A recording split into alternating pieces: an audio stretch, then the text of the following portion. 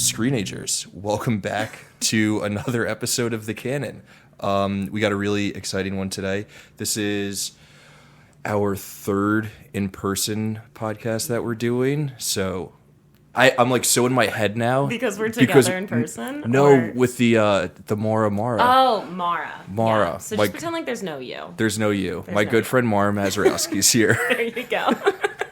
You got it. I'm so happy to have you on the show. Yeah, I'm How's really it going? excited to be here. Good. Really good. Yeah, it's just been a fun, rainy weekend. Yeah, now I'm here. Sweet. So we're going to be talking about The Truman Show. Amazing movie. Obviously essential. That's why it's in the canon. But before we talk about the movie itself, I feel like since this is your first time on the show, and there might be some listeners out there who aren't familiar with your work, so they might be wondering, who is this lady? Why is she here? What do I do? Why should we trust her film opinions? Yada, yada, yada. Let's talk through some of that, because we sort of met through work that you do. Yeah. Like writing scripts and stuff. Yeah. So I started my career like a lot of people do as a production assistant. And now my title, I'm a creative executive at a production company called Baltimore Pictures, which is owned by Barry Levinson. So I work there mostly in development. So I read a lot of scripts. I help find scripts that we want to produce, both on the TV and film side. With one of my bosses, one of the producers there, we work with writers to talk through edits to the scripts. I'm a writer too. I haven't written on a show yet, but yes, we have a writing group. We've got scripts and whatnot. So that is the long-term goal, to be more of a writer-producer. But I work in development right now. So and then I also assist Barry on set. So wherever he goes, I also am, which is really fun. I've learned a lot. Yeah, it's been kind of like being in grad school in a lot of ways, working at this production company. I've learned so much about being on set and editing and story and that's amazing. It's pretty great. Yeah. Okay, so the name Barry Levinson, it's like a familiar one, but not one that like I know exactly. So I feel like some people might feel the same way. It's funny. Every time I say who I work for, it is very much like I know that name. His biggest claims to fame are Rain Man and Good Morning Vietnam, I would say. Okay. He won the Oscar for Rain Man. I met him working on a TV show called Dope Sick. I was still living in Richmond. I was his assistant. We just, I guess, got along, and then I stayed in touch with him. And then when I moved to New York, we reconnected, and then I started working for his company full-time about 2 years ago. But so he's just like, he's just like Hollywood. Yeah. He's deep in it. He's done a lot. He's 81, so he's definitely had like a career. Wow. Yeah. So, okay. I think you might be the first person on the show to work for someone or to work with someone who's won an Oscar. Really? Cool. Actually, I take that back. You're the second Oscar adjacent person that we've had on the show.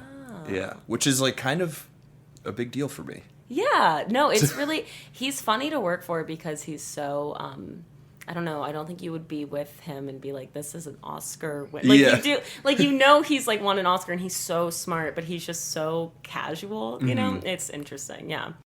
But yeah, I've learned so much, so yeah, it's been good.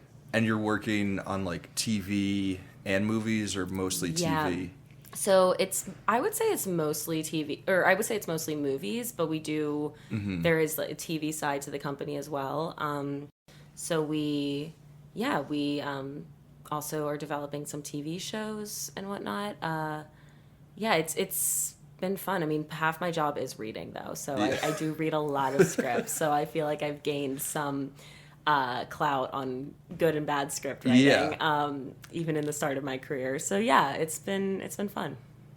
So for script writing, are you working on anything yourself right now? Yeah, I am. Anything that you can talk about or want to talk about? So we have one script that I wrote at work, and I don't actually know if I'm allowed to talk about that on this. I can tell you about it.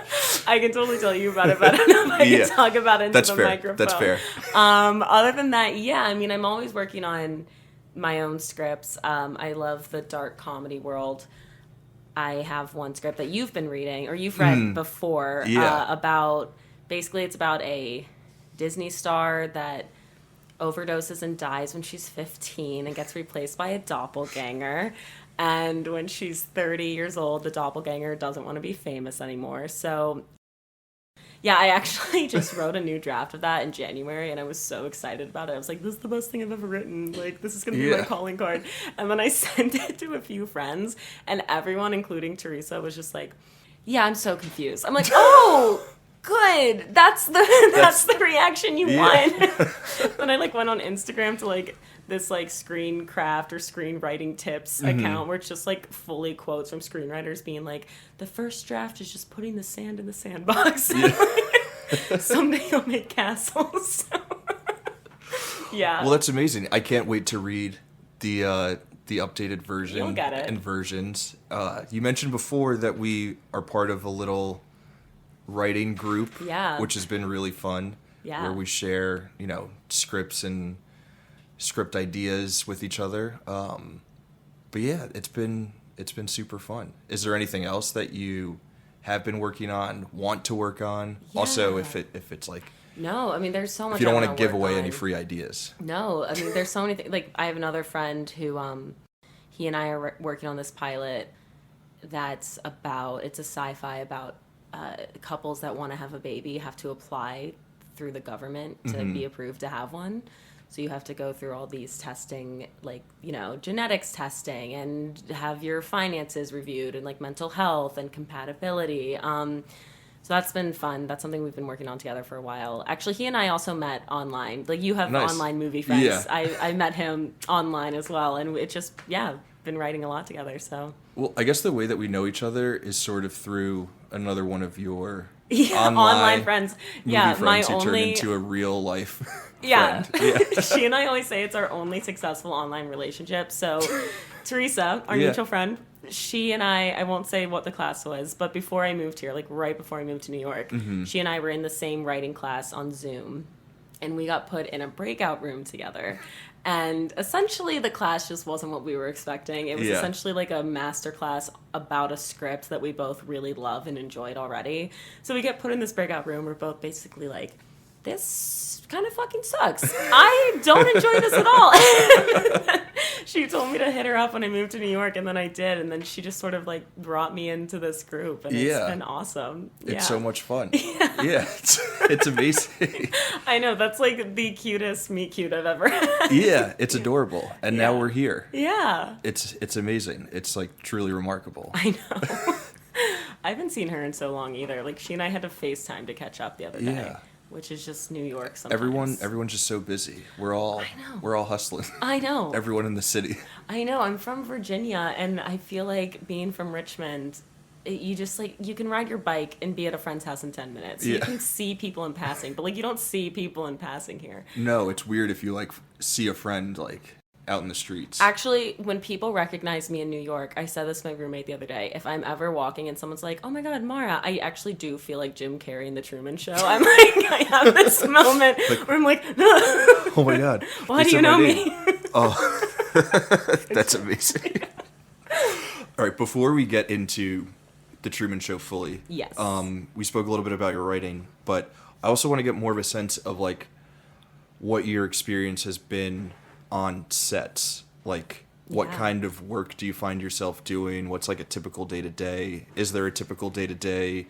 What do you like? What do you not like about being on set? All that stuff. I love being on set. I mean, I started out PAing, which is not fun. PAs are not, they just have very long days. They're basically just the bottom of the barrel. They just have to it's just it's not fun.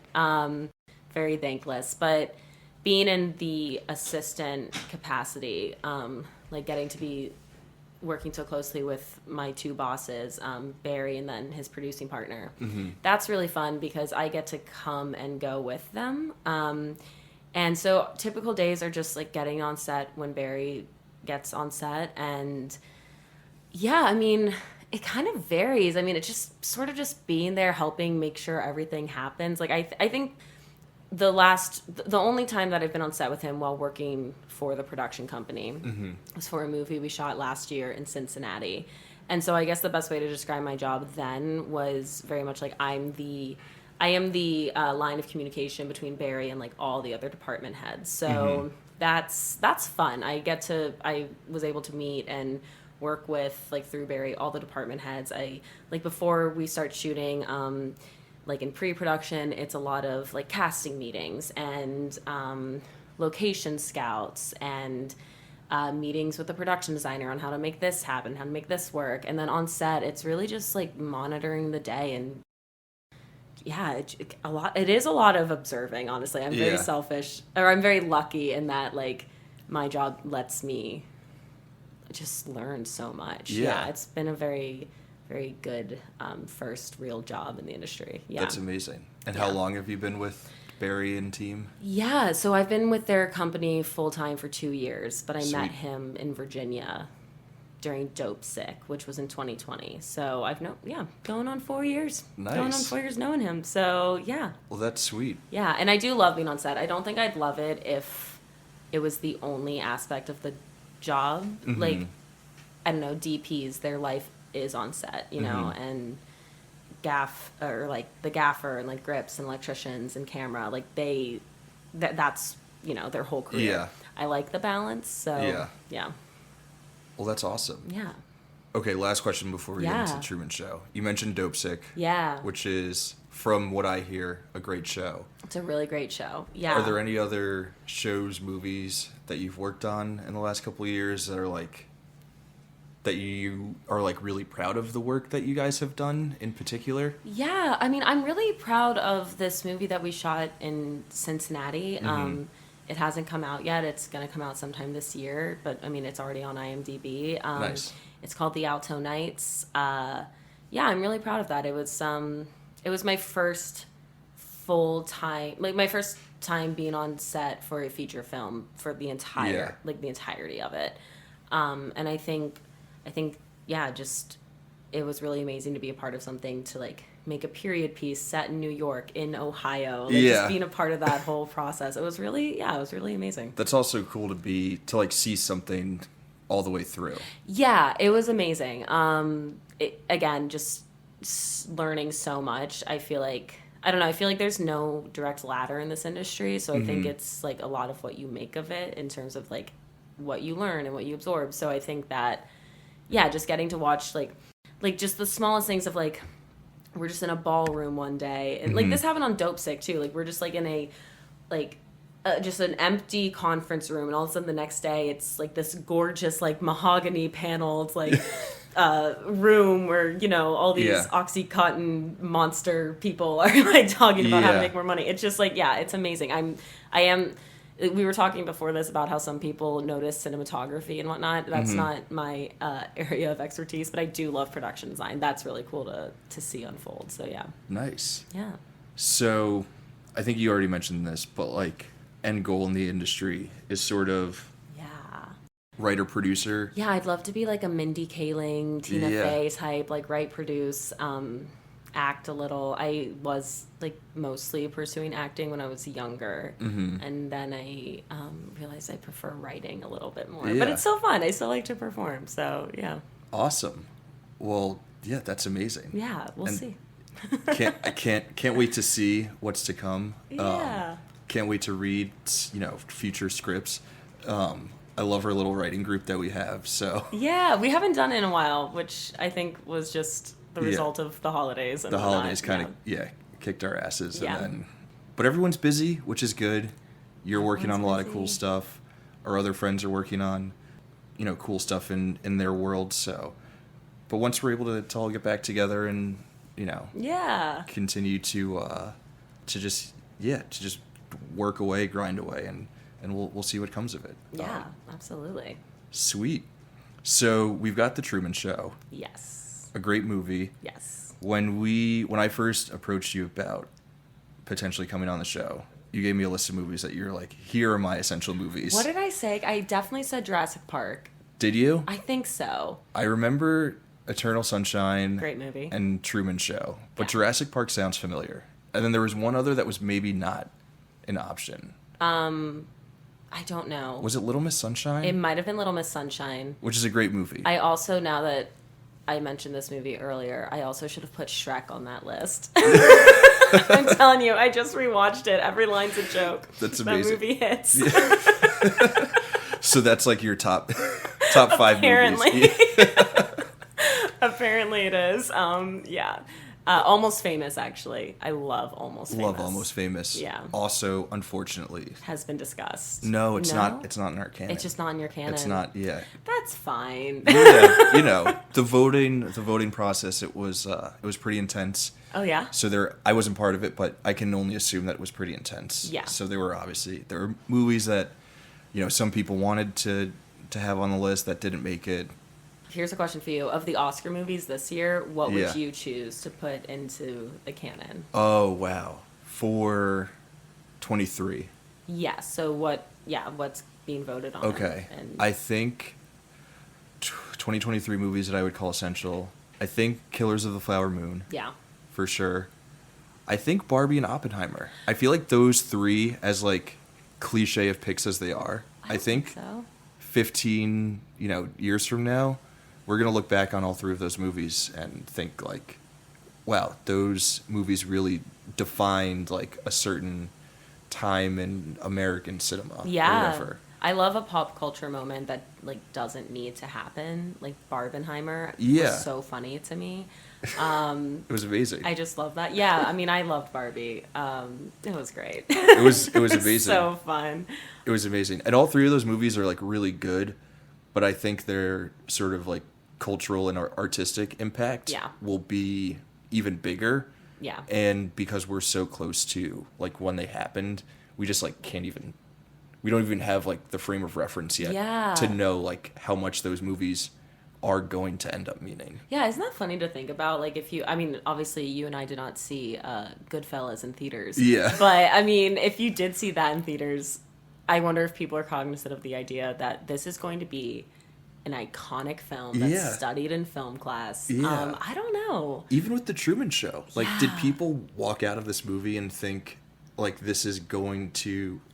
Well, they couldn't have, right? Because, all right, I'm just going to dive right in. I'm just going to dive in. I have notes. We have notes. We're ready to go. We have a lot of conversation points, so we got to dive in.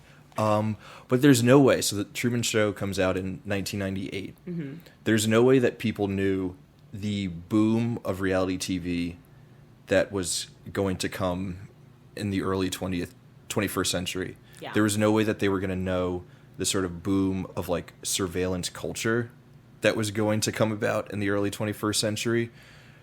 The movie itself is amazing. And I'm sure people were walking out thinking that's an incredible film. Jim Carey is a legit dramatic actor. He's so good. He also, like, that role requires a bit of a madman aspect to it, or quality to it, and he has that. Yeah. He's Jim Carey. So, yeah, no, he's so good. But can also play the straight guy really well. Yeah. Almost to the point where, like, you know that he's a straight man, but there's something bubbling underneath. Totally. So amazing. But yeah, so all that to say is that I can't imagine that in 1998, when people were walking out of the theaters, that they were thinking that this movie would have the sort of like cultural impact that it has today. I don't think so. And even still, I wonder, I think it's such a important movie to watch if you want to make movies. But even still, I don't know if like non-movie people, I guess, going back to Goodfellas, like they've seen Goodfellas, they've seen The Godfather, they know. But I do wonder if The Truman Show hits with like non-movie folks as hard. I think it does. I mean, it's amazing. I don't even know where to start with it. Yeah.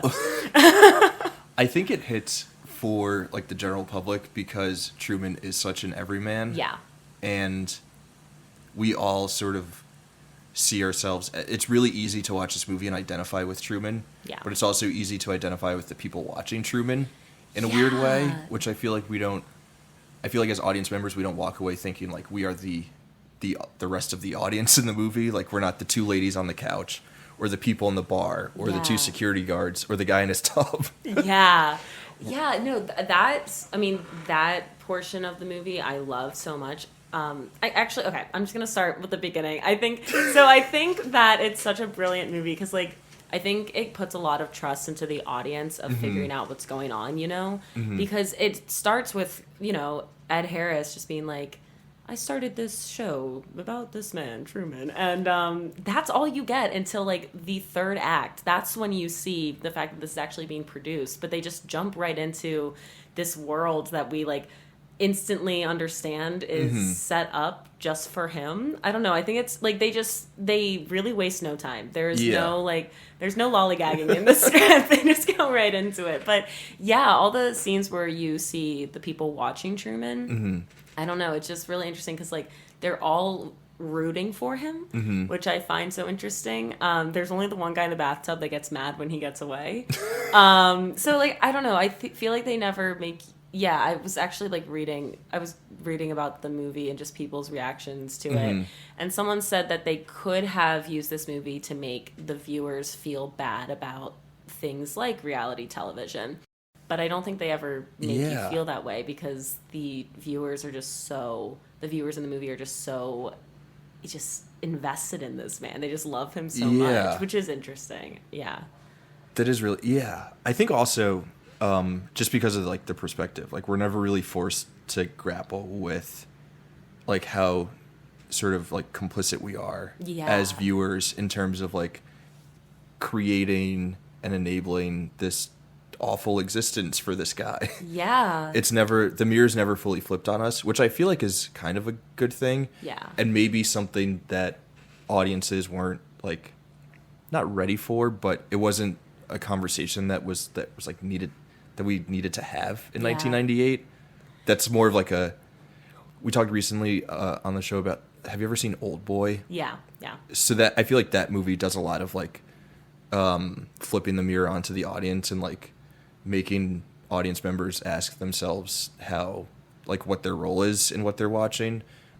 But it's funny because that's not a movie that's actually about viewership or being an audience member as much as The Truman Show is. Okay, we just went through so much. So much. I guess I'll say something else I noticed when I watched it. So the first few times I watched the movie, I was fully aware that this is commentary on reality television and the idea of, you know, God controlling like what's below him with Ed Harris and that character.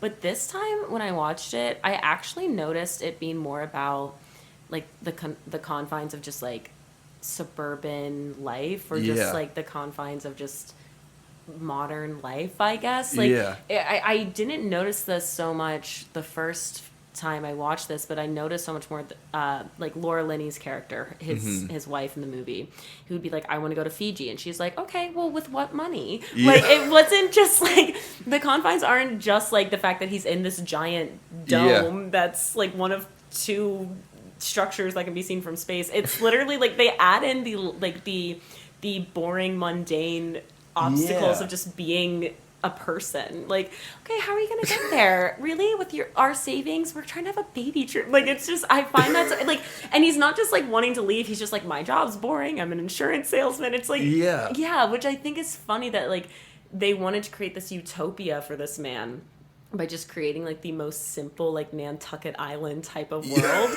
But like it turns out like simplicity is actually not exciting. Okay, let's I feel like this is a cool place that we can dive into. Yeah. Because there is something to be said about like the monotony of like modern Americana that this movie is exploring. Totally. Kind of in like a similar way that like Fight Club and like The Matrix, you know, just a year later are interested in the same things. But it's hard to think of The Truman Show like as operating in that same sort of realm. One thing that I was picking up on while watching it this time around, and I think it might just be because of like where I am in my life personally, is just how much it sucks to turn 30. Interesting. Okay, I'm 28. I'm not there yet. But Christoph mentions in the interview, and I know that we're jumping around, so apologies you can edit. Apologies to all listeners who have not seen The Truman Show and are like, what the hell is going on? But Christoph mentions like, yeah, we've been doing this for 30 years now. And I was like, yeah, 30 is kind of a time where you like look around at the world that you've been existing in and you're like, is this really it? Yeah. Is this, you know, is this what my life is meant to be? Am I just going to wake up every day, go to my job as an insurance salesman, come home to my wife, who sometimes I like, but sometimes, she's kind of a pain in the ass. She's a pain in the ass. Yeah, absolutely. And then I watch these people, this like girl with the flowers and this guy on the bike, like do the same loop over and over again, and we're just gonna do that until we die. Yeah. I don't know if that was one of the intentions of the movie, but it was definitely something that I was picking up on more this time around. I think it was one of the intentions, because I think Christoph, he makes a comment even that we accept the reality we're given. Yeah. And I think he thought that because this was the reality, this perfect utopia that he created for Truman, he would always be happy. But they didn't take into account like nature versus nurture, you know? Like, it's like they didn't take into account that like they chose a guy that like would want to see more of the world. I also think that's a really interesting, like, I think it works really well that they chose the 1950s to set the Sea Haven town in. Yeah. Because that was, I feel like, such an era of just like, you just do as you're told and accept that that's the reality. I just got done with Mad Men for the first time, so I'm very nice. Not that was the 50s, but whatever, same idea. But yeah, you just accept, like, I go to work every day and I come home to my wife and I see the same people every day and I enjoy my suburban life, and that is happiness. And I think it works really well with the 50s being the time period. And this is just a nerdy little aside. In the flashbacks with Truman as a kid, like with his dad, I noticed that's also 1950s themed. Yeah. Because I was thinking about it, I was like, I wonder if they started like in the 20s and then, but no, it's just all the 50s. It's just always the 50s. It's always the 50s. Yeah. Which I find kind of hilarious. That is hilarious. Yeah. We can talk about this for so long. But there's obviously other stuff that we should talk about with the movie. But yeah, I mean, okay, on the topic of the 50s, there was this whole like movement in the 80s, and maybe movement's the wrong word, but it was just sort of like what was happening, where Ronald Reagan's America was very much so pining for a white Americana sort of vibe of the 1950s, and a lot of like movies and pop culture things that we get in the 80s sort of reflect that. So it makes sense that in the 90s you're getting, especially in the late 90s, once you're like removed from that a little bit, that there is some art in the Truman Show that reflects like, okay, maybe we shouldn't be just like looking back at this period of time as one that was like the greatest time ever, that we should hope for. Like, there's so much more that we could, aspire to. We can go to Fiji. Like, how cool would that be? That'd be awesome. Yeah, it is. That's so true. There was like a line, because I think you're right. Like that just era. It's like, I don't know. There's just certain ways to be and live, and that's considered good. And like, I don't know. But there was a line where his friend says, "You have a great job, Truman. You have a desk job." And I think that is so funny. It's like, but like, yeah, in that era of America, like that was considered the best. That's like that is the best job to have. Like sitting at a desk every day and just. It's like, yeah, that's the coolest thing that you could possibly be doing. Yeah. And then, you watch that as an audience member in 2024, and most of us think like a desk job, like there has to be so much more to my life. Yeah. Than just sitting at a desk 5 days a week and doing, the most mundane work of ensuring people's lives. Yeah, and just the repetition. I don't know if this was in the movie. I can't remember if this was in the movie or not, but I read half of the script because I'm just such a nerd like that. And there's a moment where he is getting his lunch, and like the guy starts making his lunch for him in advance, and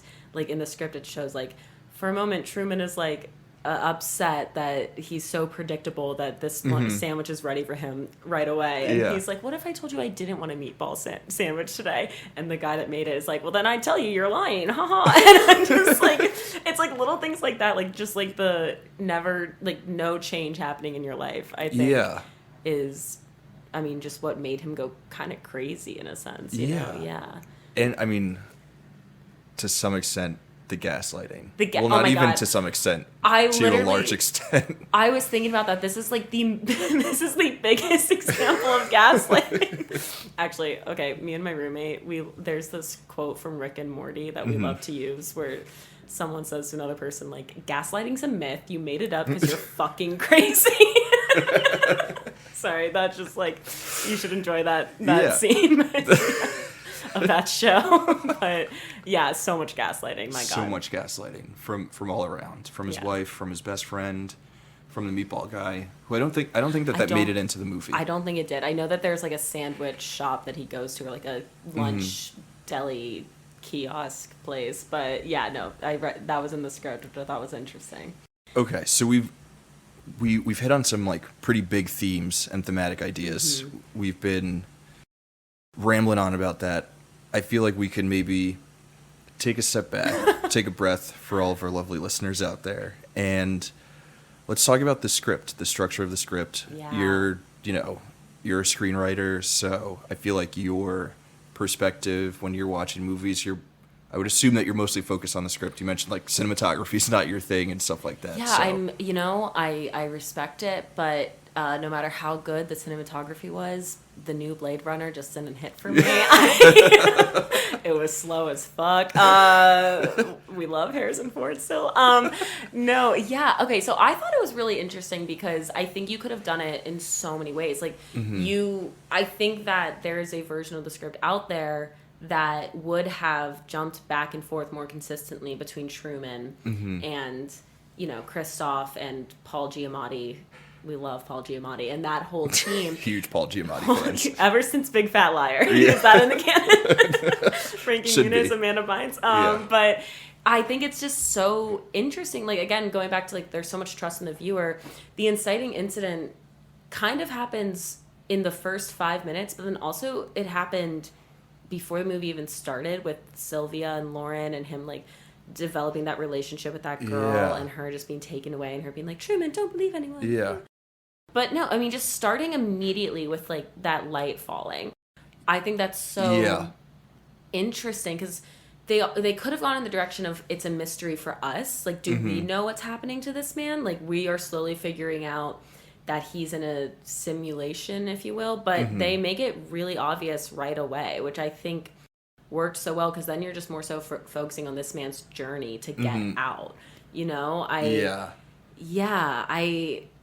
I love that they didn't flip back and forth between Christoph and Truman. We only get to him. It's really like the midpoint of the movie isn't even when we meet Christoph and the team. That's really the third act that we actually see them and they have that newscast where it's like, oh, Truman's father snuck on set and blah, blah. And it's not until then that you see like all the like certain flashbacks from the show, like that one guy at the Christmas celebration that jumps out of the present and whatnot. It's not until then that you see that this has been going on for so long. Like, you don't, and I just think that's really interesting. Like, I think if this was a TV show, they would have just, like, I don't know. I think it would have been too much, like, if this was television, because you would have had so much storyline with, like, the production team, and then, I don't know, actors on set, and then Truman and whatnot, and maybe even Laura Linney at home in her real life, but you don't need any of that. It just, it's such a tight script, and I think it's so interesting, I love the point that the story ends up being about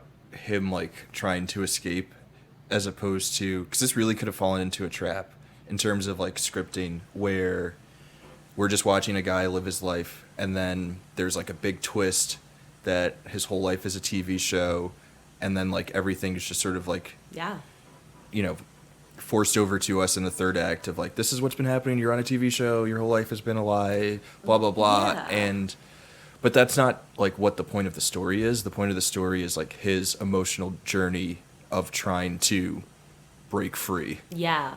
Which is, that's really interesting. I weirdly thought about Shutter Island when I was watching it, because they could have gone the route of, we think that this is the reality of this character the entire time until the very end, when you learn, like, in Leonardo DiCaprio's case, like, you're actually a patient here, buddy. Like, that's like that's like what we could have, like, gotten. We could have been like, oh, Truman, no, this is your life. Just kidding, you're under surveillance all the time. Like, they could have gone that route, but they didn't. They didn't. You know, I mean. They just let us watch this man, like, kind of have a mental breakdown, but also, so... But also, like, a spiritual awakening. Yeah. I read online, someone pointed out on a Reddit thread that like just in pointing out like all the new things Truman's going to discover when he goes outside and it's 1998 and he has no concept of decades because as we've stated, it's only been the 1950s. Someone also pointed out there are no cats in Sea Haven. Oh, wow. So Truman has no idea what a cat is. That's crazy. There's so much trauma this man's about He's to going to learn about cats and computers at the same time. Computers and like modern fashion.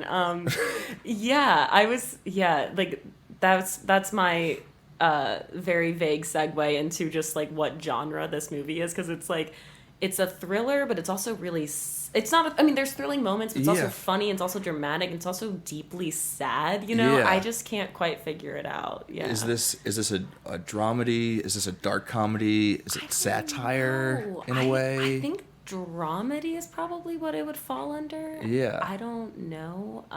The thriller aspect is like, it's there. Yeah, I actually there was an earlier draft of this that apparently was like much darker.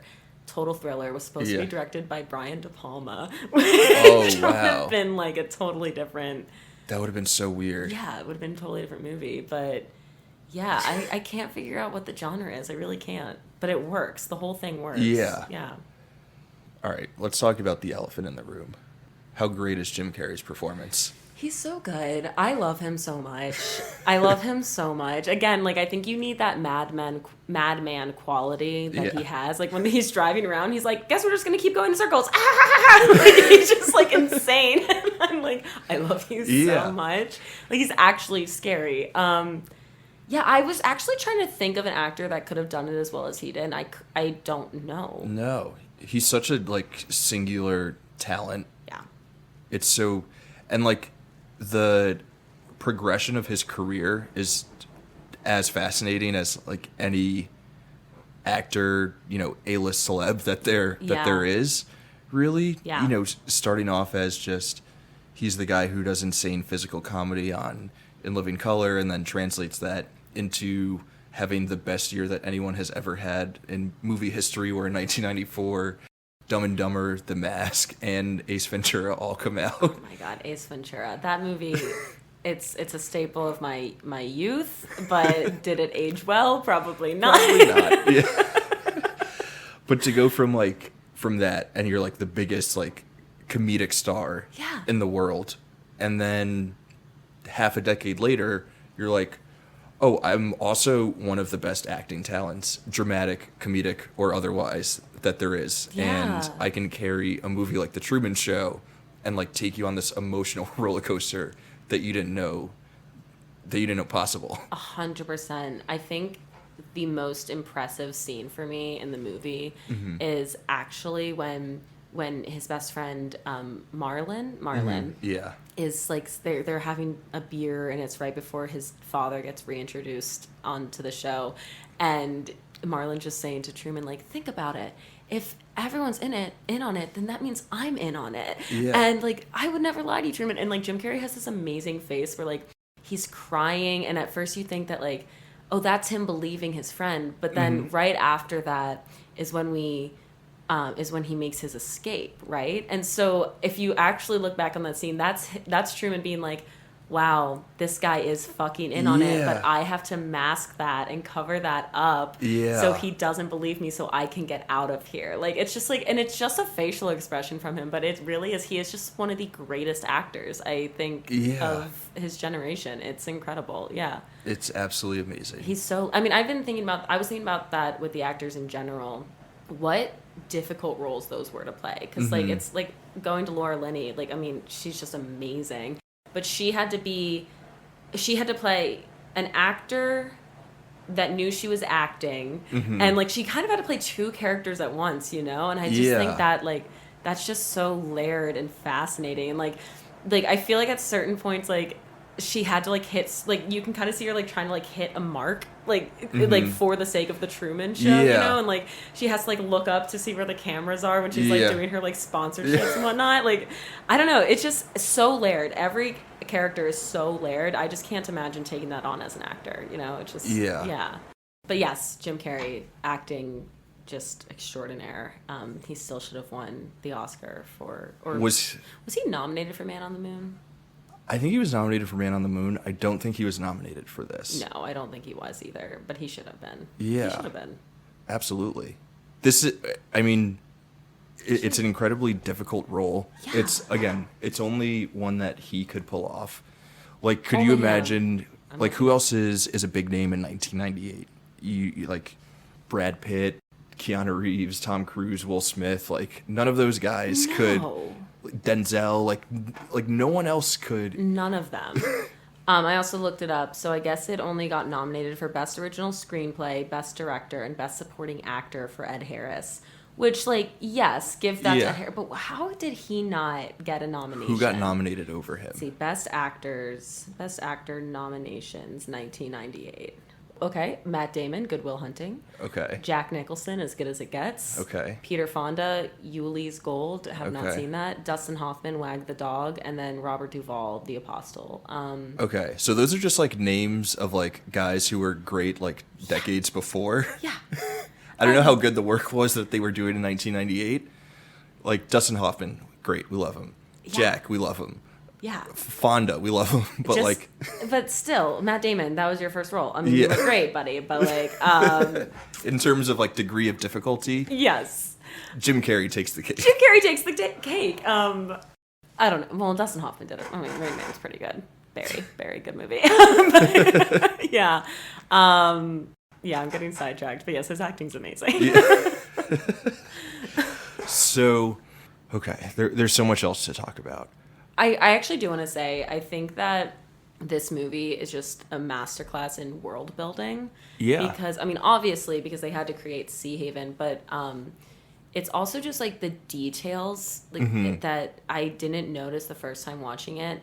Like, the smallest things, like his scene in the travel agency. Like, you already established that he's afraid of water, and that's the reason why he can't leave. But then, I don't know if you, like, remember those posters.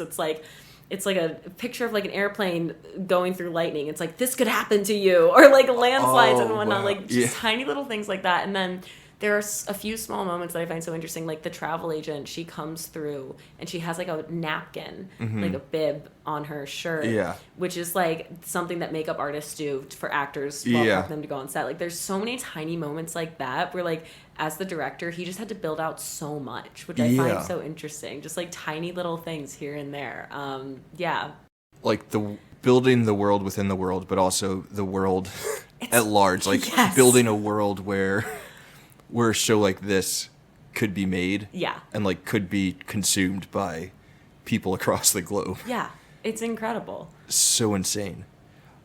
I think, well, you also mentioned that production design is like a thing that you're really into. Yeah. Do you think that the production design in this movie is something to write home about? Yeah, I mean, they built this incredible... That had to have been a set. The whole thing had to have been a set. I actually didn't look that up, but they built an entire town, which is amazing to me. Yeah, and I think that the set that they used for Kristoff and his team, I also loved that because that felt a little futuristic, a little like, which it almost kind of felt like a spaceship a little bit, which makes sense because they were set in the moon. You know? It's kind of like Death Star-y. Yeah, super Death Star-y. No notes really. I honestly just have no notes for this movie. I think it's so good. I mean, Speaking of notes, that was an awful way to segue into this next topic. No, tell me. How great is the score? Oh, it's amazing. Like this is, like rewatching it. That was one of the things that really stuck out to me. Is like the score in this movie goes insanely hard, like so way harder than it has any business going. Like, okay, this Jim Carrey movie about a guy who's on a TV show, and the score is like moving me to tears. Yeah, well, I think that just goes back to, like, what is this movie? Is it a comedy? Is it not? You expect a comedy with it being Jim Carrey. But no, this movie, I mean, it has made me cry before because it is just so... It's just like it's just gaslighting this poor man who doesn't know that cats exist. And, like, it's like, the score, like, when he sees his father again, it's just, like... But then it's kind of interesting because then, like, I feel like it gets louder as you watch, like, Kristoff watching this moment happen. He's just like, yes, the moment I created, it's happening. Yeah. Like, so, it's amazing. Who did score this movie?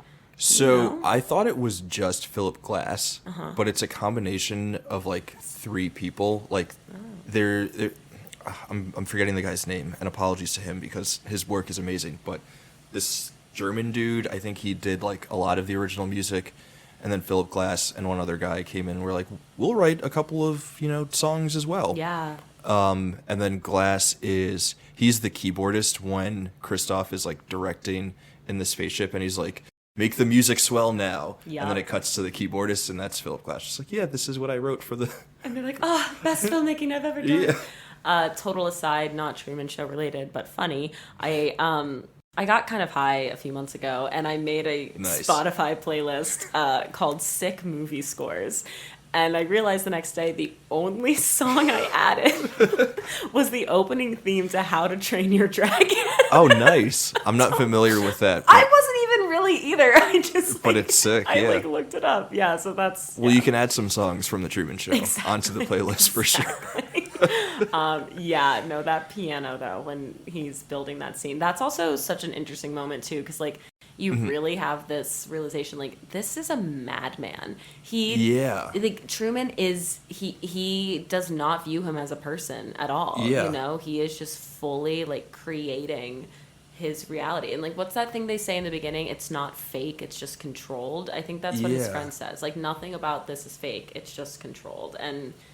Well, what do you think the movie... Because, all right, we've talked about a lot of the major themes, and I think that's one of the really interesting things about this movie is that it does have so many different thematic elements to it. Like, the reality TV stuff is really obvious. Surveillance is probably the next most obvious. Monotony of everyday suburban life is maybe not as obvious, but up there as a theme. But then there's also with Christoph this, like, weird theme of what is the creative process and, like, what does it mean to be an artist? What kind of art is, like, good art? Is it art if you're manipulating other people? Like, what should the end goal be? And, like, do the means always justify the ends if you're making great art or art that speaks to a lot of people? Yeah. Is it even art that he's creating? I don't know. I mean, in one sense, you could say it is art because, I mean, it's storytelling, but is that in this case art? It's definitely storytelling, and storytelling is an art form. I don't know. I was wondering, like, if I was in this world, would I be, protesting Truman or protesting the Truman Show and wearing like one of those pins, like how does it end, or like free Truman. I did write my first note that I wrote is this is the ultimate conservatorship, like absolutely the ultimate conservatorship. But yeah, I was wondering, like, would I be invested in this show? Like, would I view this person as a person or just as someone that's comforting to watch? I don't know. As an entity like that exists on like a 2-dimensional screen. Yeah.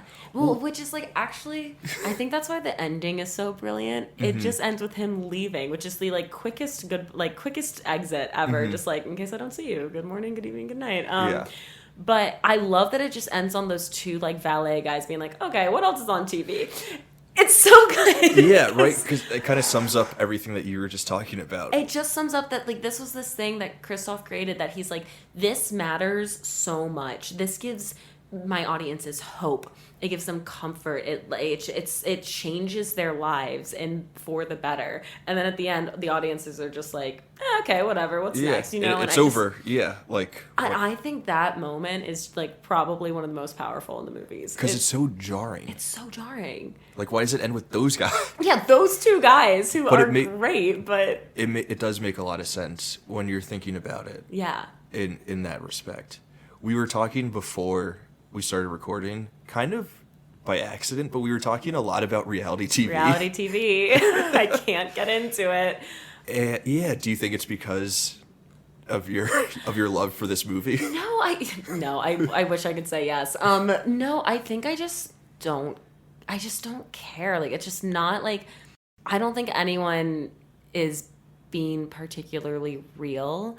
I also don't really like the personalities that tend to appear on reality TV shows. I'm thinking specifically like Love Island and like The Bachelor, The Bachelor. Like, I think I told you I tried watching the first 5 minutes of Love Island, and it just starts out with these two girls. Okay, granted, it was the American version. Apparently I fucked up there. Yeah. But it's just these two girls being like, oh my God, can you believe that we're here? This is insane. I'm so happy. And then it's like, oh my God, wild, so good to meet you. And then like 10 minutes later, they're like, wait, I'm so sorry, what's your name? I was so confused and just like so happy by the sun and the sand. I like forgot to ask. Like, I hate it. I hate it so much. I get that people like the mindlessness of it, but... But there is also... I think I do love the mindlessness aspect of reality TV, but I think also because I'm a huge weirdo, I approach reality TV from like a Kristoff perspective. Okay. Of wondering like, okay, like what is this, like how is this constructed in terms of storytelling as being an art form? There's so much deception in terms of like how things are edited and when certain, when we go to certain confessionals, when are the confessionals filmed? Is the confessional filmed, right after these moments are happening in real time? Or are we sitting these people down months after the fact, having them rewatch it and sort of trying to describe what's going on in their minds? How are the, personalities, how are they cast? How do we figure out which sort of individuals will create the most drama? Yeah. When do we want to present that drama? How do we want to present, there are like a lot of interesting aspects to reality TV in that regard. And maybe it's because we don't have people like Truman who aren't in on the joke. There is that. Have you seen Jury Duty? You know what? I haven't, and I hear I need to. But even that I guess that is the most Truman Showy. It's kind of a reverse Truman Show. Yeah, it is kind of. That is so interesting. Like when I was reading about that, because this was an actor that knew he was going into. He knew it was a television production. I mean, he thought he was going into a documentary about being on a jury, and he was a non-actor, and then everyone else on the show is an actor. So I guess it is kind of like... I thought he was an actor. Was he not? I don't know. It doesn't super matter. But... He did have to go through like a casting process. Yeah. But he wasn't, like everyone else was like creating scenarios around him. It really is the Truman Show. It kind of is. How would you feel if that was you? If you realized that this was all a ruse? I feel like I'm too dumb to even notice. Fair. Yeah. How would you feel? I don't know. I think I'd be kind of mad. But at the same time, like that guy, he has, I think he was an actor because now he has like people know who he is. Like this could be a launching pad for a career. But I think I'd be kind of mad. I don't really like people making me look dumb. I don't like. You should watch Jury Duty. I really should. I think you would like it. But yeah, I mean, a lot of people who end up going on reality shows are like people who want to act. Yes. Yes. But then they also just like create personalities for themselves. Yeah.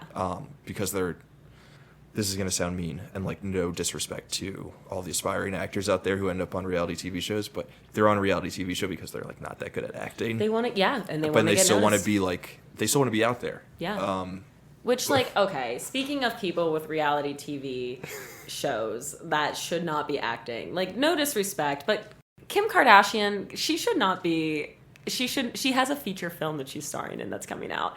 I know nothing about it, but I'm just like, you're not an actor. No. Yeah. But that's another show that I find very fascinating from, like, how are we putting this together sort of perspective, because like you watch the Kardashians and at least for me, I'm never like, wow, like I can't believe that their lives are like this. I just think like, wow, I can't believe that producers and writers, maybe they're not actual writers, maybe it's just producers, are like finding all of these scenarios to put these people in and then film like maybe how they would or would not, or like think that they should be reacting to them.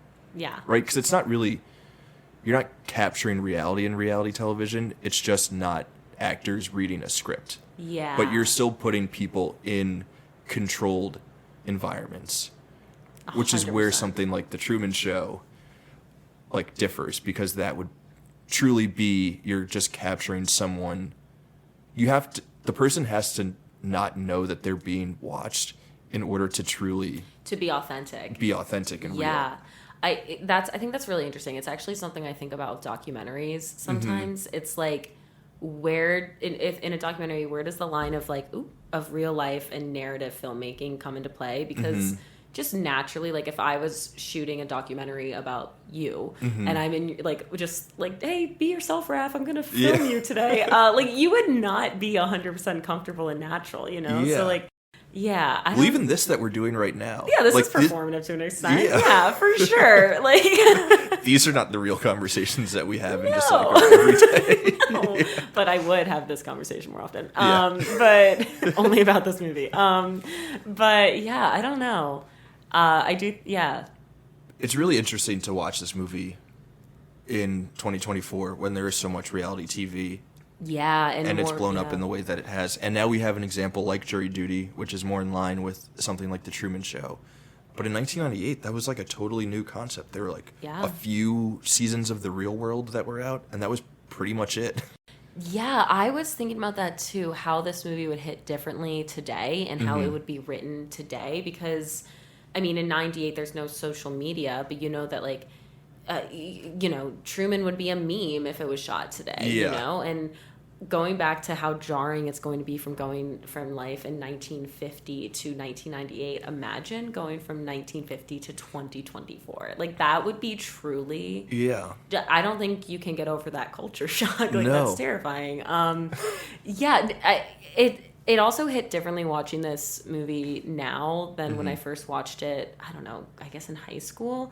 Because I think surveillance, like, we're all under surveillance all the time. Yeah. It's just, my phone's listening. We're going to get targeted ads based on this conversation. Absolutely. And I just think that's wild. It really made me think about that, how we're always being watched. The surveillance aspect I found super interesting, which is another aspect of the movie that like plays so differently after the fact. Like 1998 is still, that's a pre-Patriot Act America, where the idea of people watching like your every move is not something that people were used to. No. But for like someone who's around our age, I'm like pretty. I've given into the fact that like my entire existence has been documented, has been out there. Like all of my information is accessible. Oh yeah. That's not like an open invitation to anyone to just like steal any of my information. But then you also think about like people who have kids in this part of the 21st century, and like a child's entire life is on the internet. Yeah. Like from the moment that like your first ultrasound is taken, you exist documented on the internet in a very strange way. Yeah, there's a lot of moral ambiguity to that. I have thought about that before. Like, because there are celebrities that will, if they post photos of their kids on social media, I appreciate that they put like an emoji over their faces, you know? But I've thought about that too. Like, I've also thought about if I ever had a kid, I don't think I'd want to like document my like pregnancy updates. Yeah. I think, because like, just in case something happens, like then the whole world knows, and then you have to like deal with that with the whole world. I think I'd rather just like pop it out and be like, guys, look what I did 9 months ago. But like, it's so weird. But I mean, even like, I think about that too. Like, I took a break from Instagram. I deactivated my account for like 2 months, and I thought that would like, and it felt great. Okay, it felt awesome. Like, you realize you don't actually care about what other people are doing as much unless you have access to like their stories and whatnot. And once I re-downloaded it, I was like about to like post a photo of like my bagel, and I'm like, why do I actually, like, who cares that I'm eating a bagel today? Like, but people kind of do at the same time. It's so strange. Yeah, we like voluntarily do that, you know? I think the interesting thing is that we voluntarily do it, but with like younger kids, and I swear I'm going to tie this all back to the Truman Show. Yes, with younger kids, they are all like, you're a womb. You're not a womb. You're a fetus in the womb, and you have no control, no say over whether or not you're being broadcast out to the world. And then we grow up, and we have some autonomy over whether or not we want to do that. Truman went 30 years without ever making that decision for himself. Yeah. And I think that's where a lot of like the moral, not even ambiguity, just like that's just bad. The questionable morals of Christoph, of like, can you broadcast someone out to the world without their consent every waking moment of their life? And like, again, the movie doesn't really ask the question, but as consumers, like, should we be watching that? Like, no, we shouldn't be. Should we be sitting in our bathtub eating dinner and like watching this guy like go through the highs and lows of his just like personal life in a very invasive way?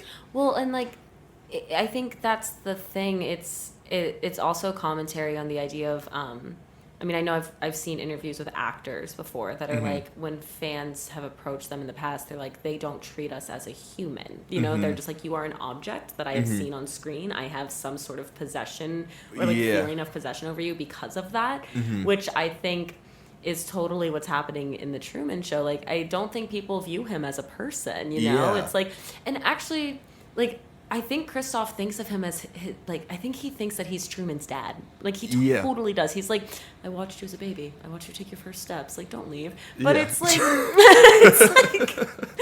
like, actually, okay, do you think that Christoph has ever met Truman in person? That's a really interesting question. Like, has he ever walked on set and just, like, been around Truman? Yeah. Like, the only time I think he could have is when he was a baby, right? And they chose the adopted baby or the unwanted baby. Which, okay, other trauma. Now he has to go out in the real world and maybe he'll meet his real parents. Like, that is, like, maybe he has siblings. I don't, crazy. But also he'll go out into the real world and he'll be treated the way that celebrities are. But everyone knows who he is. Yeah, but he's also, like, not even equipped with the tools that, like, an A-list celeb would have to like know how to like navigate that situation. Oh, that's actually really interesting. Everyone has always known who he is, but in Sea Haven he had no idea, and now in Los Angeles he's going to be fully aware. Like, oh, that's crazy. There's like another movie that could be made just about Truman's experience of like being in the real world. And again, like you brought it up, but it's so interesting that the movie doesn't explore that even a little bit. No. I had always remembered that it ends with him meeting up with Sylvia in the real world, but it doesn't happen. It's just that shot of her running down the stairs. And him walking out. That's what I think, going back to just like how amazing this script is, I mean, there's just no wasted moment. And they really just, I mean, how do I want to say this? They don't expand on anything more than they need to. Like, I don't need to know the legalities behind a child being adopted by a TV production company and then being raised on screen. Like, I don't need to know about that, you know? Like, like the sponsorship thing is fun to learn about how it makes money, but I also didn't need that. Like, you don't need any of it. It's just like, you don't need the actors. Like, no, there's no moments of, oh my God, what's the wife's name? Meryl.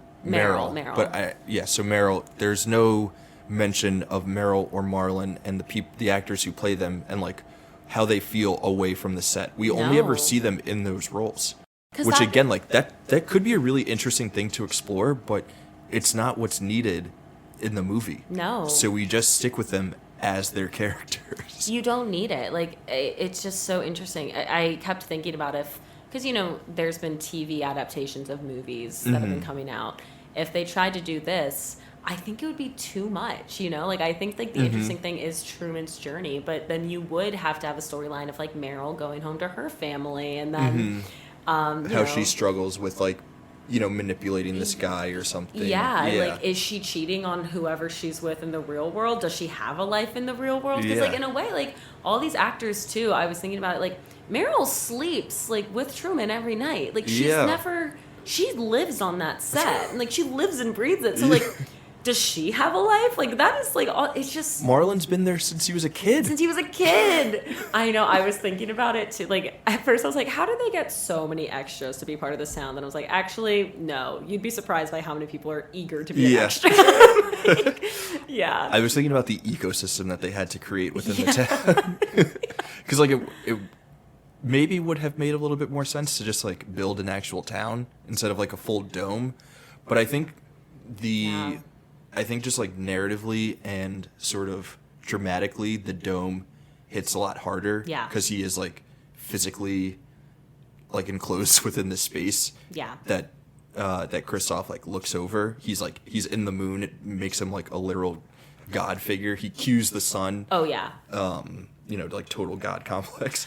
And, they weren't subtle about the God imagery, and Yeah. I'm fine with it. Yeah. Like, there's a shot, like, when, after, like, the rain ends, when he's on the boat, and Christoph, like, is talking to Truman. It's just, like, a shot of, like, the clouds and, like, sunshine, and then Ed Harris being like, Truman. Like, up here, buddy. Like, I just, like, I love it. Okay, I know you're not a big cinematography person, but the cinematography in that back and forth that they have is also like very much so not subtle in the God complex, like the low angle, like close up shot of Christoph and his face, and then the like reverse shot of Truman is like slightly zoomed out, looking down.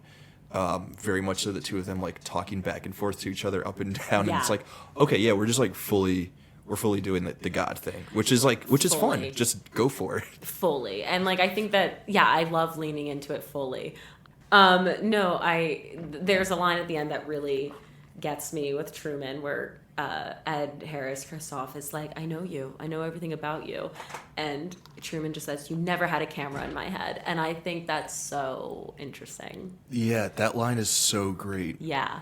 So great. I don't know what to make of it. I don't have anything else on it, but it's so great. I think that's just like the moment where he's like, dude, fuck you. I'm a human being. You cannot control a human being. Like, you can control my environment, but that won't change the fact that I'd rather talk to this girl than Meryl, even though, like, she literally falls in my lap. Like, it's just like... Yeah. Yeah. I mean, yeah, that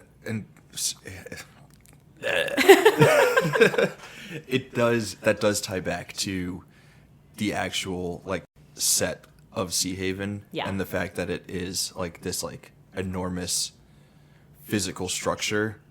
Like, it's all about controlling the physical environment that he's in, but it doesn't translate to the emotional, mental, not environment, but state of his being. Yeah I do think it's interesting how at the end he's like, Truman can leave whenever he wants to leave, and then he is trying to leave and he's like, no, make it rain. Like, like, there's no way he actually wants to leave me. But it's like, I think that's the thing. I think he like takes it personally that Truman wants to go. Well, I mean, right, there's the whole like God complex theme, but then there's also what you brought up about like the sort of overbearing parent. And there's a lot of like daddy issue stuff in this. A lot of daddy issues.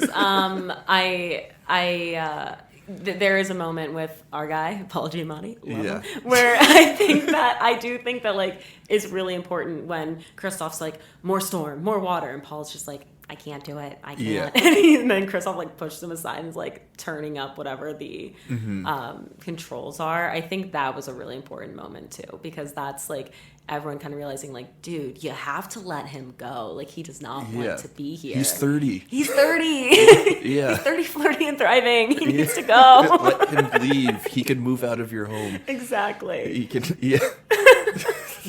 That was for all of the overbearing parents out there. Like, your child is 30. Like, let them... Just let them go. Let them go. Let them live the life that they need to live. Let him go to Fiji. Let him go to Fiji. Yeah. Oh, man. We shouted out the always great Paul Giamatti, but another great character actor who makes an appearance in this. Very briefly, Philip Baker Hall. Oh, yeah. Love that dude. Oh, yeah. Love what a moment he has. Dude, in like the late 90s. Oh, in the movie. I thought you meant like, just in general. In general. Yeah. In general. We love him. But yeah, he is so... That is like one of those moments where you're like, wait, what is happening? Why are you here all of a sudden? Which I like a lot. Yeah, great cast all around. I'm trying to think of who... I mean, I guess it's just Laura Linney and Ed Harris and Jim Carey, and those are like... I guess those are the heavy hitters. It's like the big three. And then you have the guy who plays Marlon. I don't know what else he's in. I don't know what else he's in either. And then when I was rewatching it, when Dorothy and I were rewatching it, we were, what's her name? Sylvia. The Sylvia character. I was like, she kind of looks like one of Meryl Streep's daughters. Could she be related? But she's not. I was thinking that she should have been in more. Yeah. She's really good. She's got such an interesting look too, which like... Big eyes. Big eyes. Yeah, you can do a lot with those eyes. You can do a lot with those eyes. Oh, man. I'm trying to think what other little notes do I have?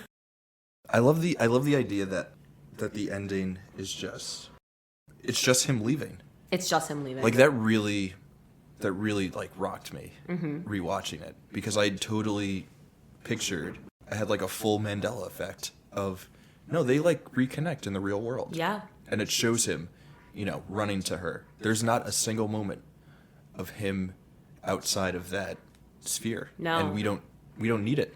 No, I think it's perfectly wrapped up. Mm-hmm. And when he leaves and he says his like classic signature line, when I watched this time, I literally was like, "Oh, fuck you, Christoph." I literally like did 2 middle fingers to the TV. I was like, that was his way of being like, I'm out, which is so brilliant.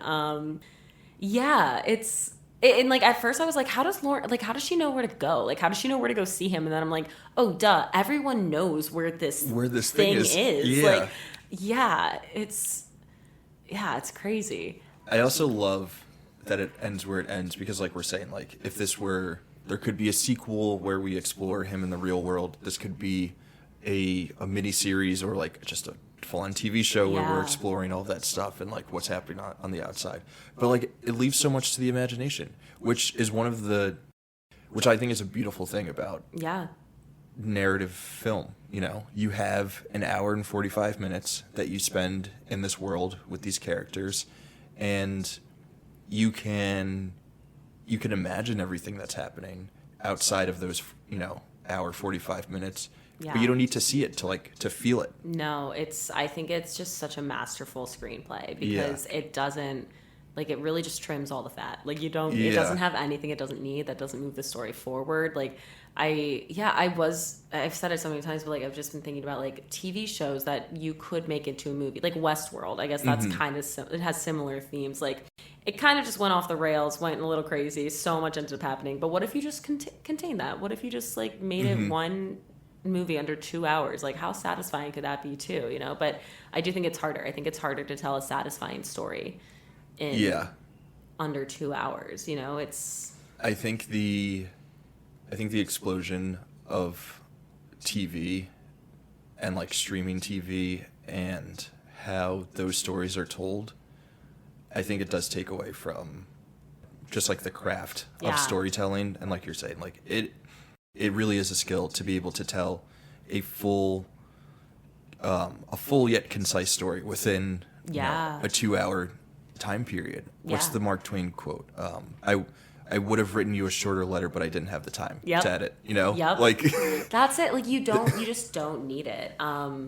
Because there are so many ideas that are flowing and you want to include, but it does really take time and care to be able to trim it down, but still tell it in a like fulfilling way within the time period that you're given. Yeah, absolutely. And I think like it just feels like such a rich movie because going back to just like all the tiny little details, like just the smallest things, like that napkin on that woman's shirt, and like certain ways like people will be looking at him, or like certain, even like the directing's just amazing because like he really uses every shot to tell the story. Yeah, like even if it's as small as like there's one shot where it's like Truman's just kind of walking through the square being like, what's going on? Is everyone watching me? And there's just like one shot of like a side view or like a side mirror on a car that's just like kind of adjusting itself, like watching him. And I'm just like, that is...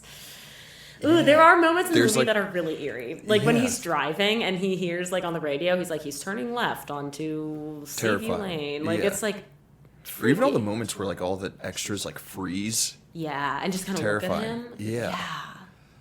One thing, sort of related but sort of unrelated, just like a random thought in terms of just how like every frame is so intentional in how they're used. But early on when he's talking to those twins, and we don't know yet that we're not like fully aware of it being a TV show, but they like push him up against the advertisement so that it could be within the frame. Yeah.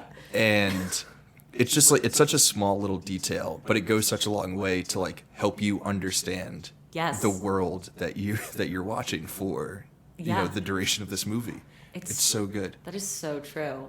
Also, kind of going back to like, you don't need endings for like, you didn't need more explanation for certain things. Like I felt that way with Meryl, with Laura Linney's character, and with Marlon. Like you could have, like Meryl, it's just like, I think her last scene is when she's like, how can anyone expect me to work under these conditions? It's so unprofessional. Like, it's amazing.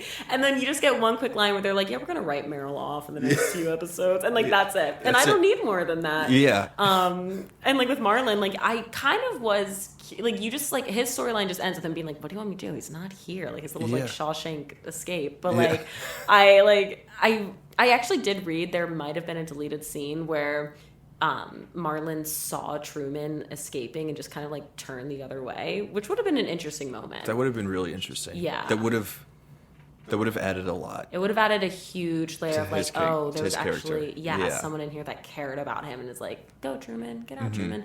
But like, yeah, you just don't need to know what happens because like, it's like, okay, great. Like, Laura Linney got written off the show. Awesome. That's that. Yeah. Like, yeah. They just, again, like full circle, so much trust is given to the audience, which I find that really awesome because like I've just heard so much while like learning in this industry and like starting this industry, like that like studios tend to think that audiences are kind of dumb and don't know how to pick up on stories. But it's like, no, we're all storytellers. We all know what's happening here. Like we all like have this like built in us. Like we get that like we get this man is being watched. You don't have to spell it out for us in the beginning. And I think that's what I love about it. Yeah. If you take the care to like use the tools of filmmaking that you have in the appropriate way to tell us these things, like we will understand them. We might not consciously understand them, but like on a subconscious level, like we've, audiences have been watching movies, we like understand like the basic language of like what it means when two kinds of shots are put together. Like we understand like, oh, he was driving and now we see him like parking his car over there. We understand what that means. You don't have to like show us the entire time of him driving. We don't need the highway. Like we don't need any of that. Yeah. But that goes for, just sort of how the Truman Show is constructed. Like we understand, we get it. He's being watched. We saw the light fall out of the sky. Like that's enough. Take us on the journey. Trust that we can pick up on what it is that you're putting down. And if not, too bad. We'll watch it again. But it's just, and I can't believe it's less than 2 hours. Kind of just a quick note, when in the draft that was going to be directed by Brian De Palma, apparently that was originally set in New York City.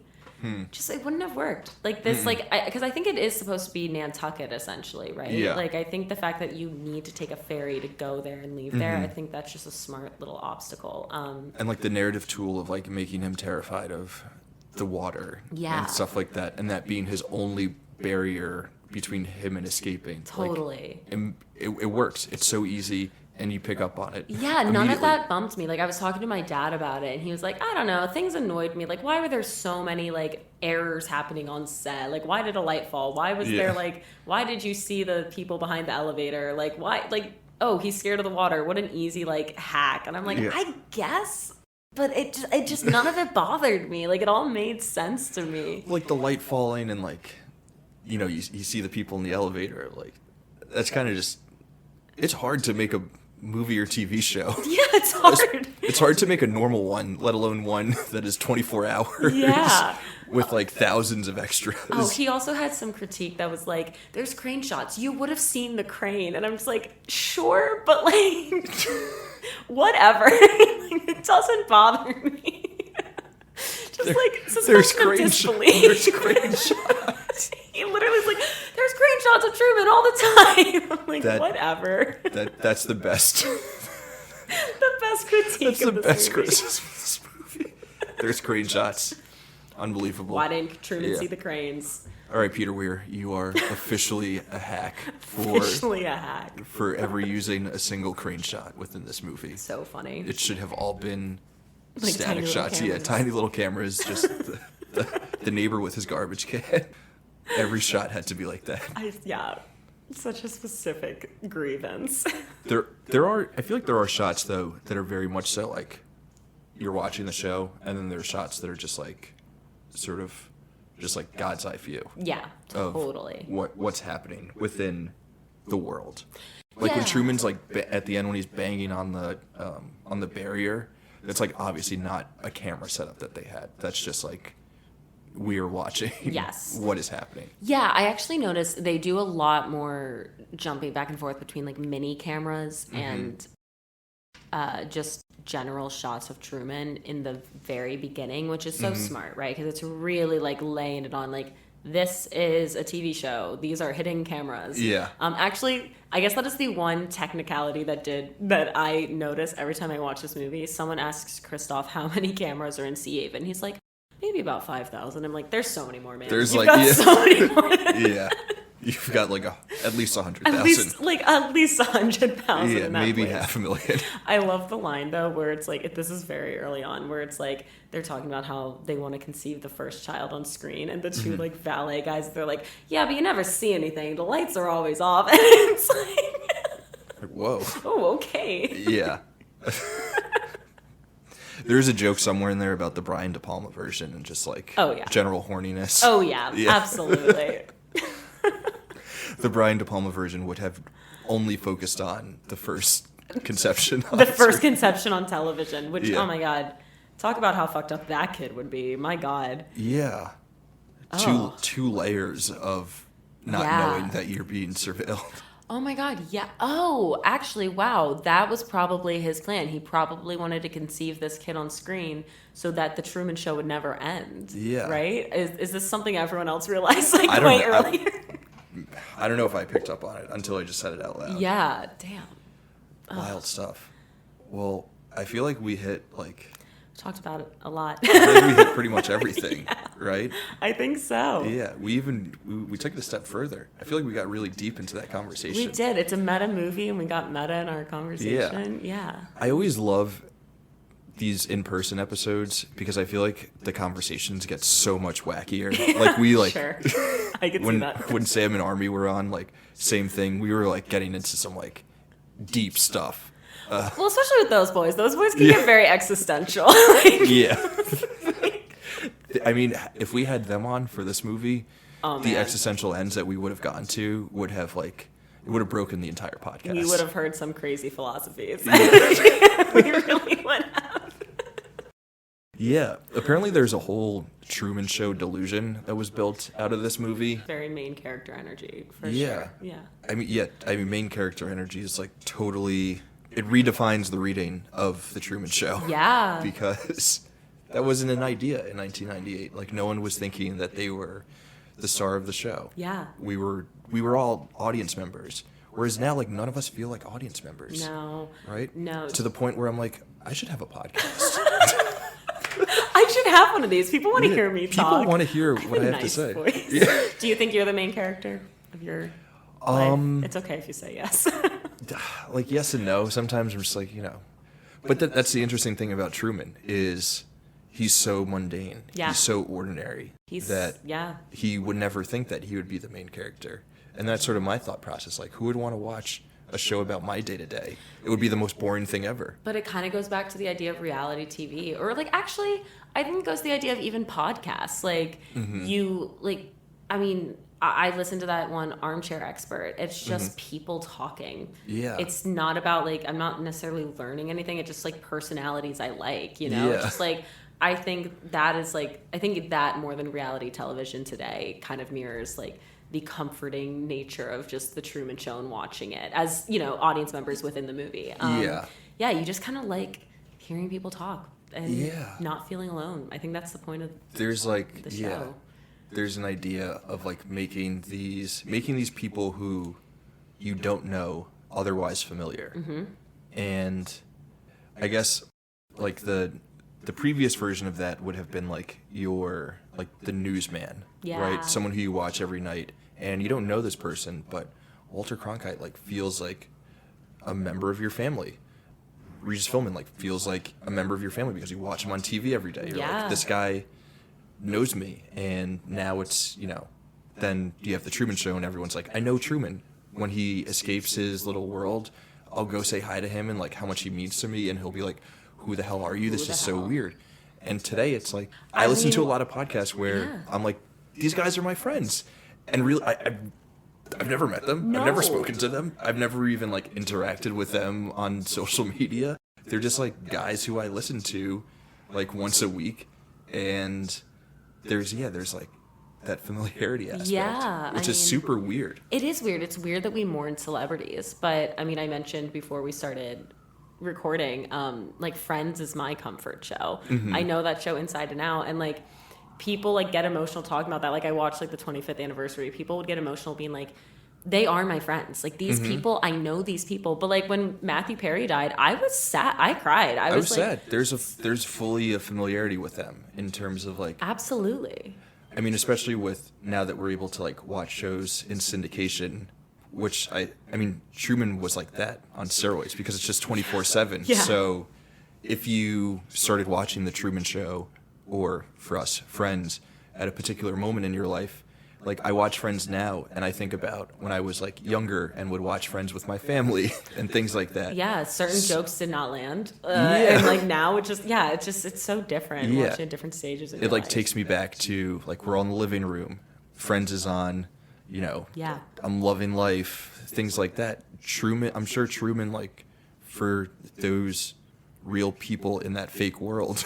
Yeah. You know, he reminds them of a particular time. It's like a nostalgia factor. Yeah, absolutely. I mean, yeah, that's like, I'm just trying to think about like watching Friends at different points in my life or different comfort shows at different points in your life. It does hit so differently depending how old you are.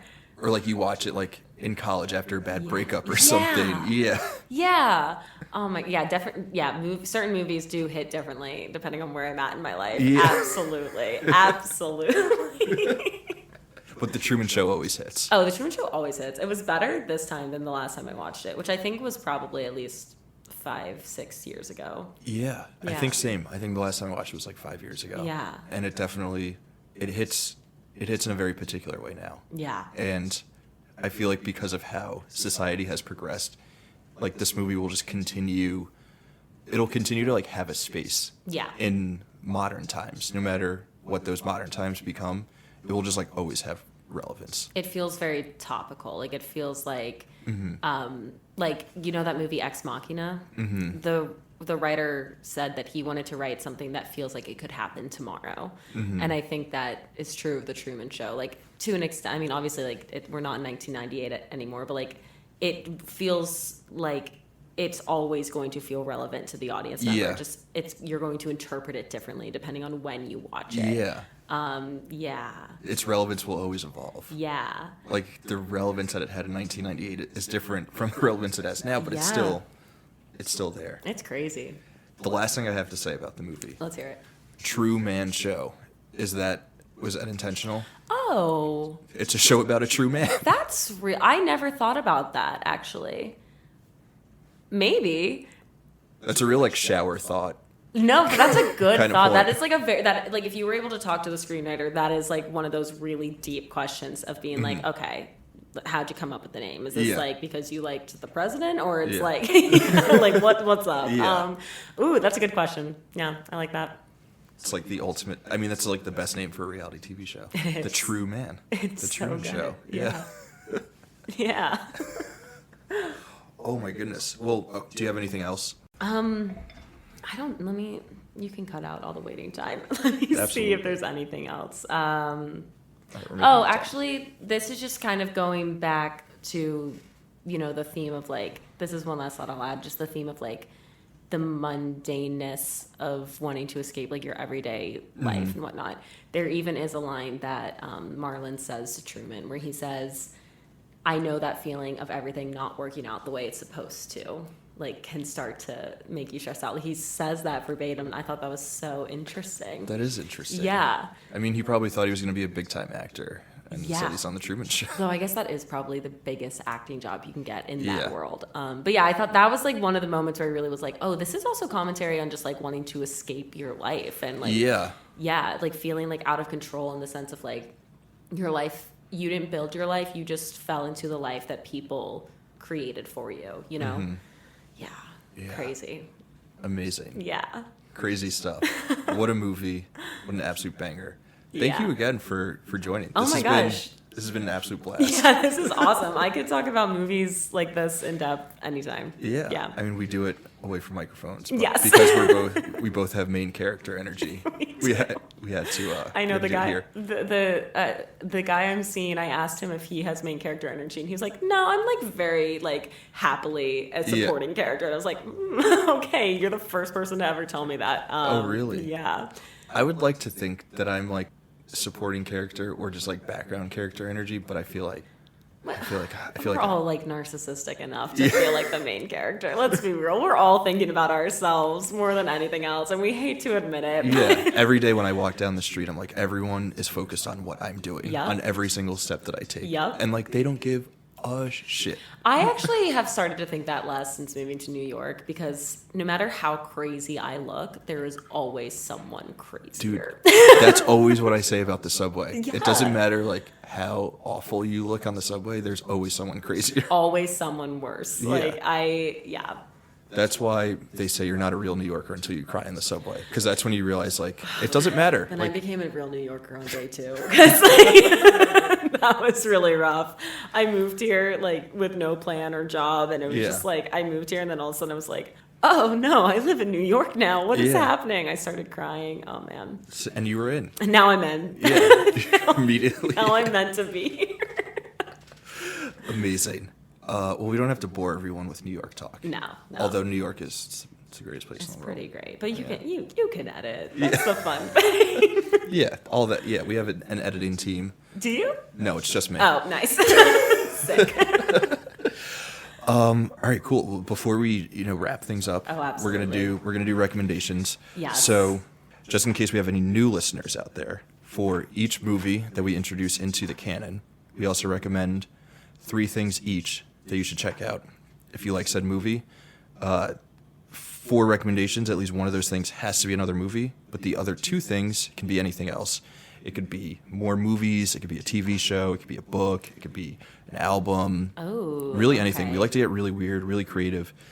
The connections can be as loose or as on the nose as possible, and for any movies that we recommend, it just can't be another movie that is in our canon. So for this, we can't recommend Eternal Sunshine because that is also one of our essential movies. That is totally fine, but you should watch it. There are so many other movies that are available. So, Maura, you'll go first. Okay. And just give a brief overview for why you're recommending it, and then I'll give my first, and then we'll go back and forth. Okay, so I'm going to recommend one of my favorite TV shows that I don't think anyone really knows about it. It's called Please Like Me. It's written by this Australian comedian named Josh Thomas. I think it was actually the first acting role that Hannah Gadsby, that stand-up, had too. Mm-hmm. And I mean, I love any show that's just about a group of 20-somethings figuring it out. I guess that kind of is on point with the Truman Show. Yeah. But it's like the log line is literally 20-something Josh is going through a number of big changes as he navigates his first decade of adulthood. After being dumped by his girlfriend, he comes to the realization that he's gay. After that shocker, he moves back into his family home to take care of his mother, who previously attempted suicide. Like, it is like one of the funniest shows I've watched, and also one of the most heartbreaking shows I've watched. And it's just about this like 21-year-old dude trying to figure it out. Highly recommend it. That's amazing. Okay. I like that pick. Yeah. That's sweet. I might have to check that out. You should. That also kind of sounds like a project that one of our friends is working on.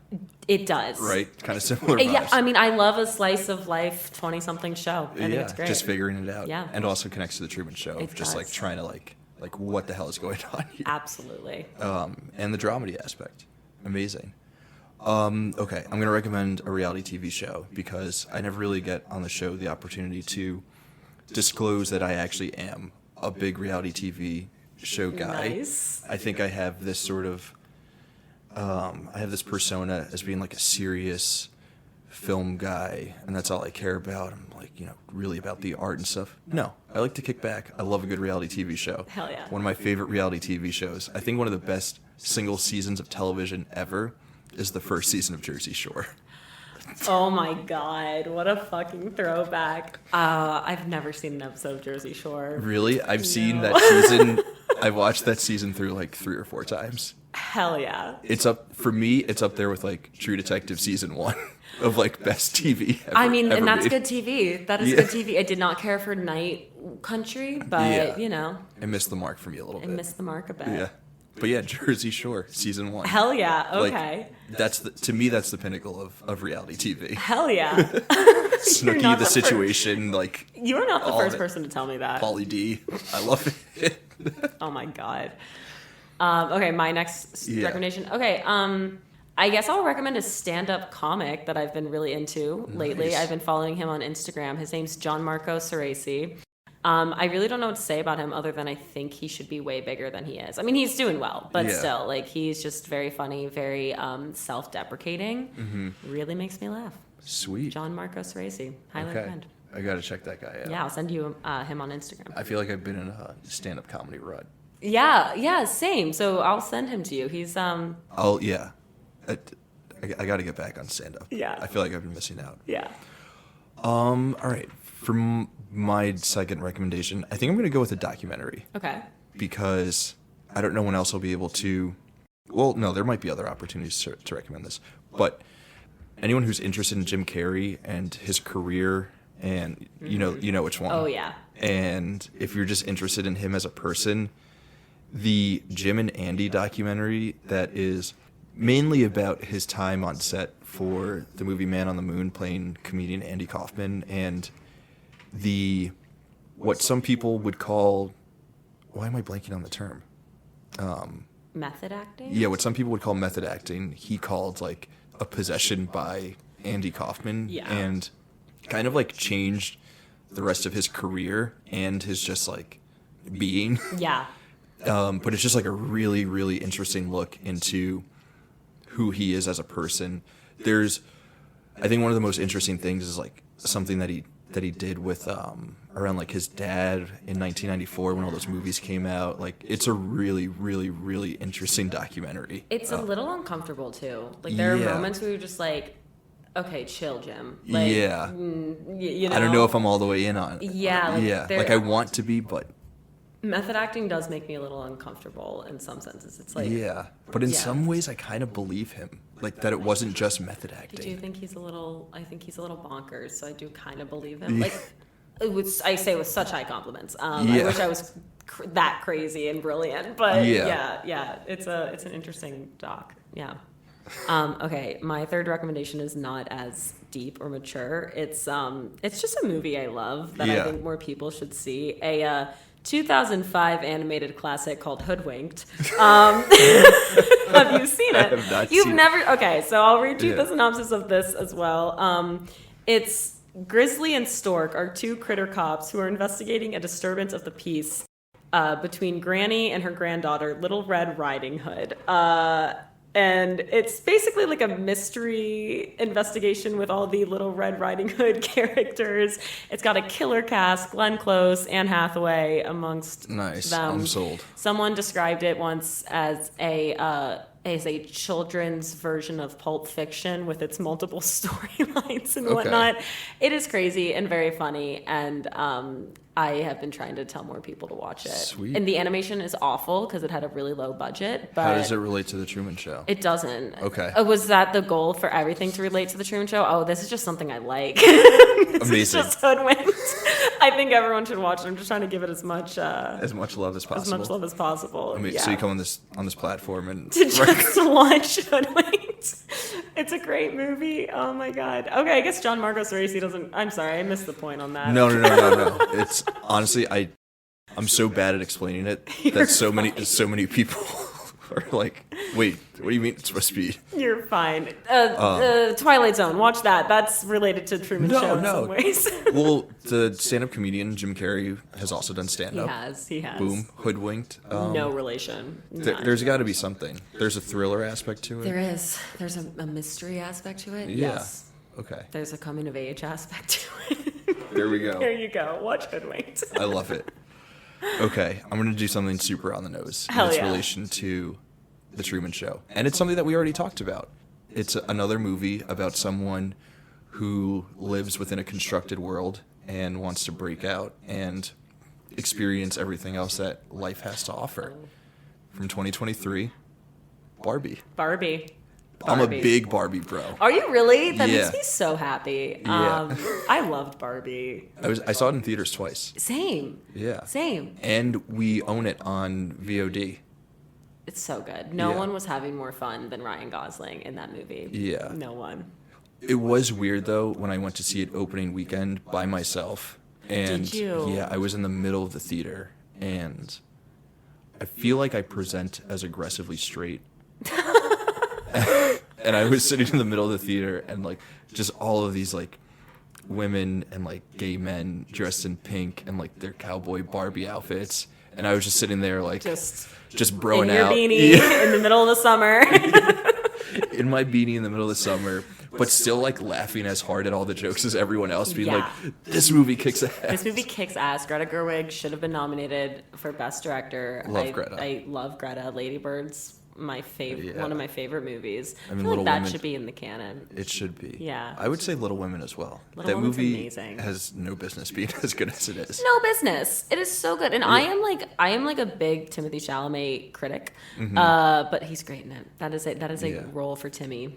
It's a good role for Timmy. It's a good role for Timmy. Willy Wonka, not so sure, but you know. But Greta. But Greta. We are big Greta fans Yes. here. Well, sweet. Let's before we say final goodbyes, we'll run through just boom, boom, boom. What are your recommendations one more time? Oh my God! All which 100% relate to the Truman Show. Please Like Me, John Marco Ceresi, and Hoodwinked. Sweet. And I'm doing Jersey Shore season 1, documentary Jim and Andy, and Barbie. Yeah. Maura, thank you so much for joining. This has been great. This was so fun. Is there anything to plug, promote, like where can people find you if they want to If you interact? wanna, follow me on Instagram and let's Hell be yeah. friends. Maura Maz, MauramAz. Yeah. Sweet. Yeah, not film related stuff, just like It's just, I mean, sometimes. just gramming it Just up. gramming it up. But yeah. Yeah. But we'll be looking out for, future projects, Absolutely. scripts, Yeah. more things that you're producing and whatnot. Yeah. So thank you so much for joining. This has been course. an absolute blast. Listeners, thank you for joining us as well. Always a blast. What do we have next week? I can't remember, but it will be another Essential movie, so come hang out with us. We got a ton of stuff going on. You can read all the write-ups and whatnot that we have going on the website. That's pretty much all we've got. We'll be back next week with another great episode, and until then, we'll catch you in the wasteland.